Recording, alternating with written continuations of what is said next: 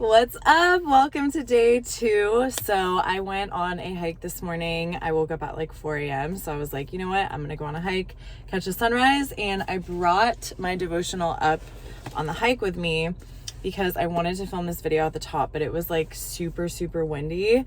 And I just felt like the sound would not be good. So here we are in my car. I just picked up some avocado toast. I took like 2 bites of it, but I don't know if I can show you without it falling, but look at this beauty. So good. I'm so excited. But I figured we would just do it in the car, and I actually haven't even looked at today's message or devotional. So this is going to be like in real time. I'm going to just do it with you. So excited for day 2, and let's dive in. So day 2 says, seeing the unseen. Ooh, I already love it. So the verse is Hebrews 11:7. It says, faith led Noah to listen when God warned him about the things in the future that he could not see. He obeyed God and built a ship to save his family.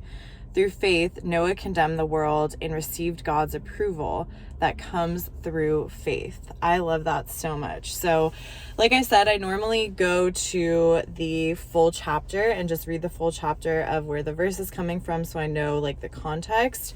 But since I'm filming on my phone, I can't check where it's coming from. But basically, it's talking about the story of Noah. And if you are unfamiliar, sorry, I had to burp. If you're unfamiliar with the story of Noah, basically, God was like unhappy with humans and he wanted to wipe out pretty much the entire earth, but he liked Noah, so he told Noah, sorry, I'm really tired right now, so words are hard right now.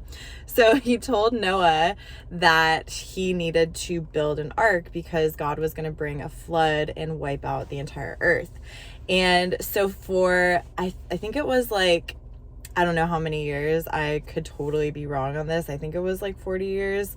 I could be completely off, but he was building this ark for like a really long time, and people were probably looking at him like, what are you doing? Like, you just look crazy.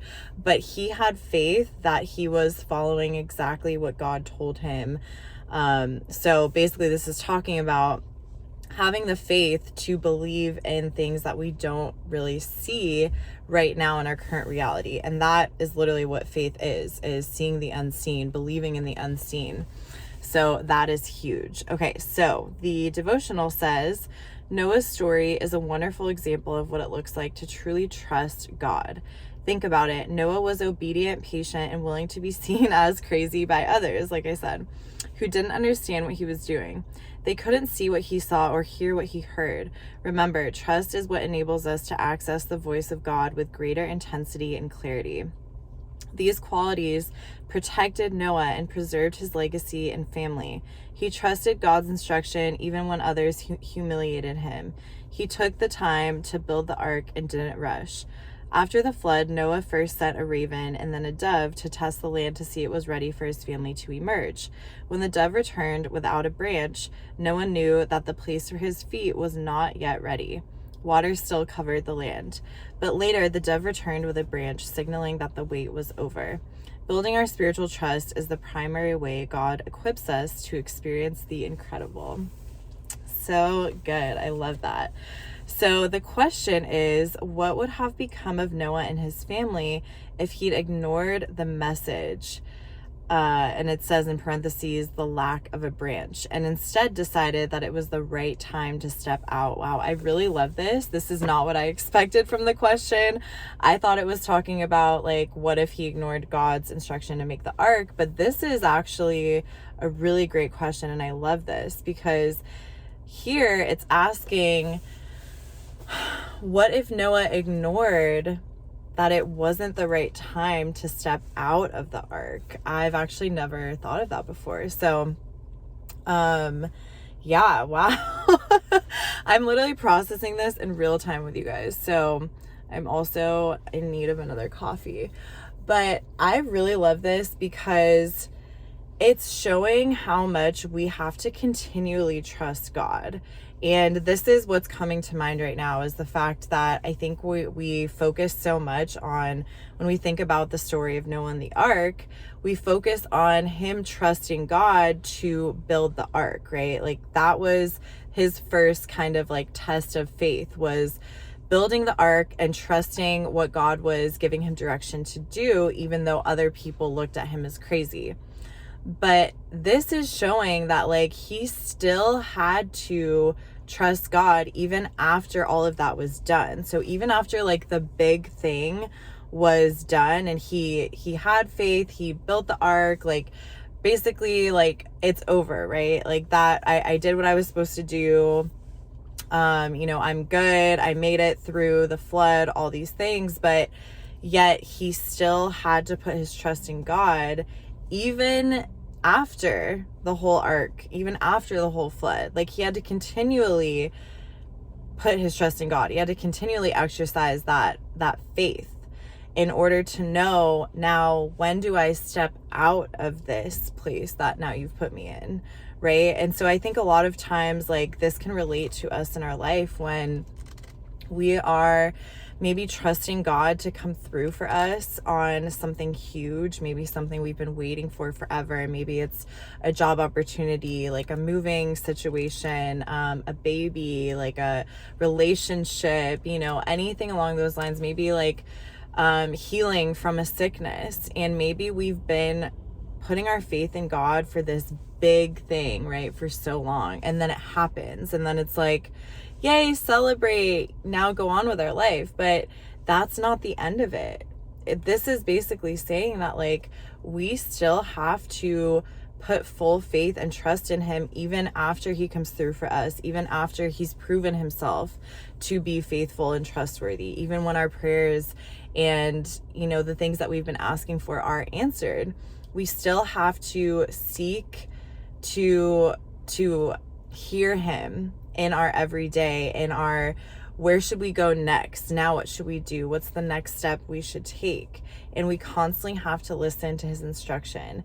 And I really love that this was focused on after the ark, because I've really never thought of that before. And I think that's actually like just as important of a time, because now it's not about like trusting God through something that seems like crazy, or you can't see it happening right now, so it seems weird, but you're like, okay, God, like I'm gonna trust you. It's something that's taking you into the next thing. So it's seeking to trust him even after that big thing, and just seeking to trust him in your every move and your every step. And I absolutely love that. Hopefully this made some sort of sense. Hopefully you guys got some insight from this. I definitely did. And like I said, this is just me processing this in real time. So I would love to know your thoughts. And, have you ever thought about this particular aspect of the Noah and the ark story? Because I really never have. And I love that this just challenged me to think about it in a different way, because it really is true. It's just proving that we really need to depend on and have faith in and trust in God in our every step. And every step is important, not just the big things, not just the breakthroughs, not just the aha moments, but every single moment after that is important as well. So we will end with a prayer. It says, Lord, your ways are perfect and your timing is pristine. Create in me a desire to see in the realm of the unseen, and equip me to trust and act upon your instruction, regardless of opinion or conditions. Ugh, that is amazing. What a great way to close it out. I think it's so key and so crucial for us to trust God in the midst of anything we're going through, in the midst of external circumstances, what our circumstances might look like. We still get to trust him.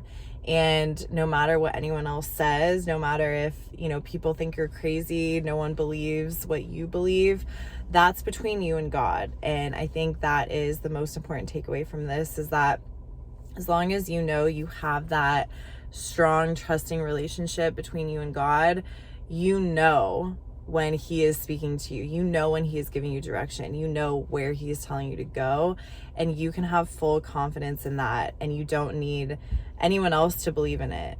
All you need is for you to believe in it. So I hope you have an amazing day. I would love to know anything that you'd like to add to this conversation in the comments, and I look forward to seeing you tomorrow on day 3. Bye.